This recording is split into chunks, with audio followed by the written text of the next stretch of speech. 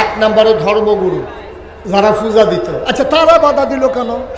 তাদের তো ধর্মের আরও দরকার, তারপরে তারা বাধা দিল কেন? কারণ আছে। কারণ হলো, পূজা দেওয়ার সময় আপনি যদি ব্রাহ্মণের কাছে যান, পুরোহিতের কাছে যান, তো পুরোহিত কি বলবে? একটা কলার ছড়ি, নতুন একটা ধুতি, নতুন একটা বড় গামছা, তারপরে 2.5 কেজি গাভীর দুধ, একটা ফাড়া। হ্যাঁ, খাসি করলে সুন্দর হইল আর কি, কিন্তু লাগে ফাড়া, আমি খাসি কয়াম কেমনি।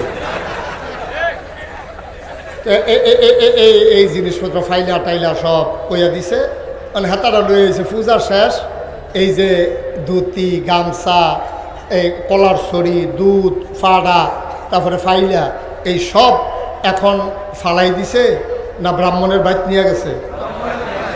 এখন যদি লা ইলাহা ইল্লাল্লাহ, ইসলাম যদি কায়েম হয়ে যায়, আপনি কি বলছেন?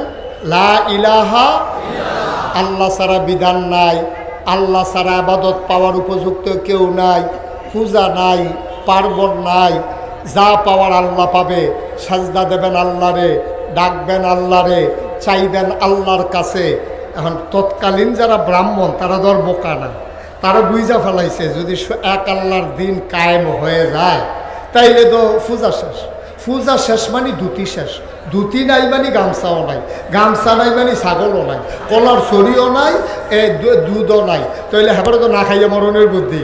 হেবারায় চিন্তা করলো মোহাম্মদের দিন আসা, আল্লাহর দিন কায়েম হওয়া মানে হচ্ছে সব শেষ। পূজা শেষ, ধুতি শেষ, গামছা শেষ, লুঙ্গি শেষ, তারপরে কলার ছড়ি শেষ, গাভীর দুধ শেষ, ফাড়া শেষ। সুতরাং ইসলাম ঠেকাও, ওই 360 দেবদেবীর পূজা বাঁচাও। পূজা বাঁচবে তো ব্রাহ্মণ বাঁচবে, ব্রাহ্মণ বাঁচবে তো ব্রাহ্মণের পরিবার বাঁচবে। এক নম্বরে স্বার্থের কারণে তৎকালীন জামানায় ধর্মগুরু যারা, তারা নবীর সামনে 1 নম্বরে বাধা হয়েছে, ঠিক কিনা? আচ্ছা, এখন তো 21 শতাব্দীর সূচনা লগ্ন, গোটা বিশ্ব হয়ে গেছে কম্পিউটারাইজড, গোটা বিশ্বকে বলা হচ্ছে গ্লোবাল ভিলেজ। এখন পৃথিবী অনেক দূর এগিয়ে গেছে।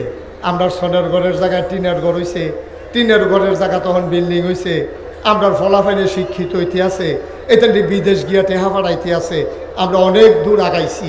এখনও আপনি খেয়াল করে দেখবেন, যখন আল্লাহর জমিনে আল্লাহর দিন কায়েম করতে চায়, একদল মর্দে মুজাহিদ জীবন বাজি রেখে আল্লাহর জমিনে যখন আল্লাহর দিন কায়েম করতে চায়, দিন কায়েম করতে গিয়ে তারা মামলা মাথা পেতে নেয়, তারা গুম হয়, তারা লাশ হয়, বিনা অপরাধে মিথ্যা ট্রাইব্যুনাল সাজিয়ে, মিথ্যা সাক্ষী দিয়া প্রতারিত করে।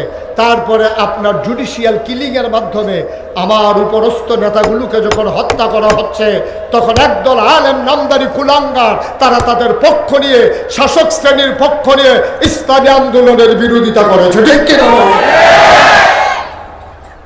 তাহলে তৎকালীন আমলে ব্রাহ্মণেরা বিরোধিতা করতো নবীজির, আর এখন একদল মর্দে মুজাহিদ যারা আল্লাহর জমিনে আল্লাহর দিন কায়েম করতে চায়, তাদের বিরোধিতা করে, ওই তাবেদার সরকারের তাবিদারি করে, ইসলাম বিরোধী অবস্থানে যায়।